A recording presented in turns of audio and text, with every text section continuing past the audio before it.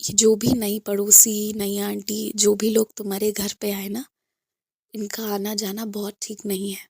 तुम्हें जो शक हुआ ना कि एक तरफ इनका स्वभाव अति मीठा है, पर वो मीठापन जो तुम्हें भाया नहीं।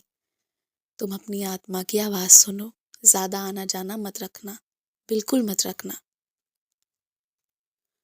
और मैं तो बल्कि ये भी चाहूँगा ना कि कोई भी व्यक्ति तुम्हें कुछ भी खाने को ला कर दे, विशेष करके अगर कुछ मीठा है ना, तो तुम उसे मेरे पास चढ़ा दो। अभी याद करो, 2-3 दिन पहले तुम्हारे पास मीठा हलवा आया था, तुम्हारे मनपसंद का।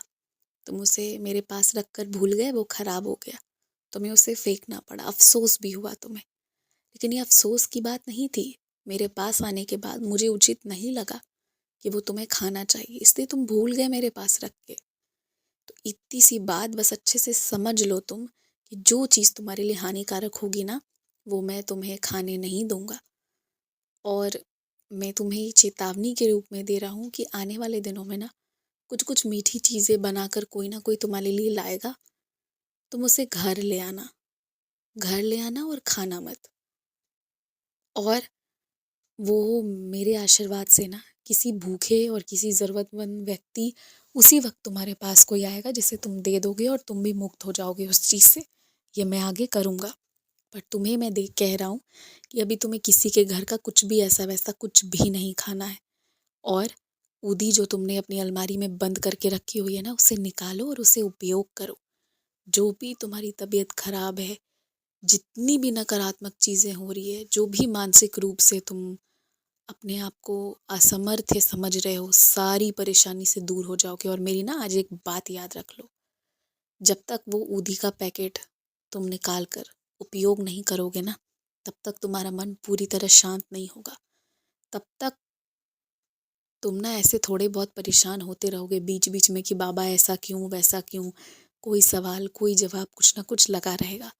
इसलिए आलस्य को छोड़ो, ऊदी निकालो और उसका उपयोग करो, और देखो कैसे क्या चीज़ें बदलेंगी।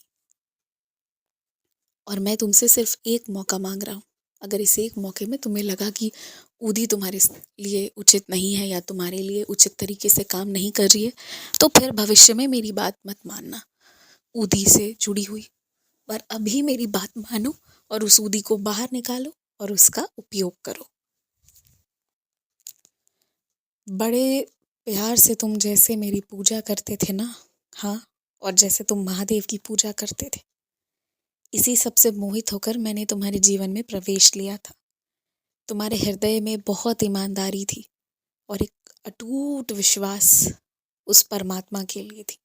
इसलिए मैंने तुम्हारे जीवन में प्रवेश लिया था। और मुझे बहुत दुख होगा अगर कोई तुम्हें बहुत नियम में बांधकर जो तुम थे उससे परिवर्तित अगर कर देगा। तो तुम जैसे दिन भर प्यार करते थे, ध्यान करते थे ना, उसमें ही आनंद था और वही ठीक है। तो क्या हुआ कि अगर तुम सुबह शाम दिया बाती नहीं कर पा रहे हो तो, पर अगर हर थाली हर कौर के पहले मुझे याद कर रहे हो, हर काम के पहले मेरा नाम ले रहे हो, हर अच्छे होने पर शुक्रिया कह रहे हो, कहीं भी फंस रहे हो तो बाबा संभाल लेना कह रहे हो, इससे बड़ी बात क्या हो सकती है कि मानसिक रूप से पूर्णतः समर्पण। इससे बड़ी बात कुछ नहीं हो सकती। पूर्णतः समर्पण बहुत मुश्किल है, सबसे मुश्किल है, और वो करके तुम रखे हो।